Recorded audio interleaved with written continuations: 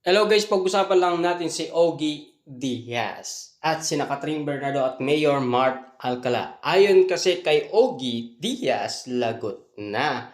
Ogie Diaz pinayuan sina Catherine Bernardo at Mayor Mart Alcala dahil spotted nga naman sila sa Makati City. At ayon sa bali-balita, nasa power plant mall sila. At siyempre, spotted umano sila doon sa Loto area.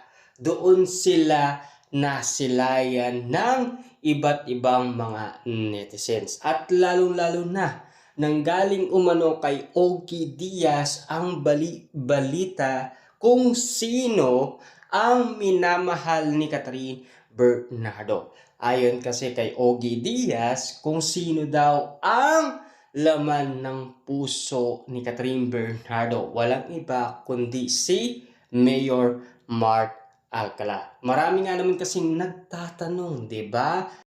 Marami kasing hindi nila maunawaan kung sino nga ba talaga ang laman ng puso ni Catherine Bernardo.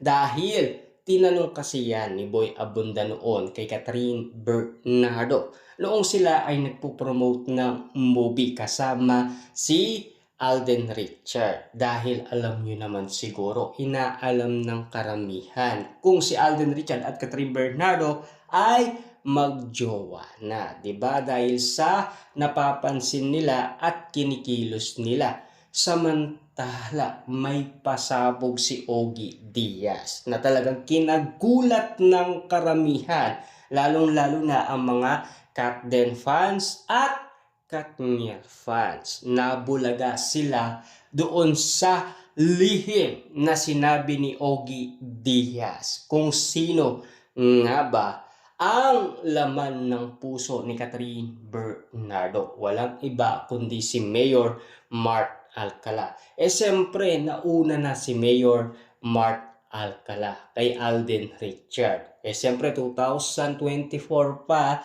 napapag-usapan, nanliligaw daw itong si Mayor Mart Alcala kay Catherine Bernardo. Subalit, may mga kuda ang mga netizens at ayon sa balita, may jowa pa umano si Mayor Mart Alcala at ang pangalan ay Mika Reyes. Pero ayon sa kanila, si Mika at Mayor Mart Alcala ay sila pa, pero pumuporma na itong si Mayor Mart Alcala kay Catherine Bernardo. Kaya napapabalitaan, nanliligaw daw itong si Mayor Mart Alcala kay Catherine Bernardo. At siyempre, gulat na gulat ang karamihan sa bali-balitang magjowa na ang dalawa, di ba?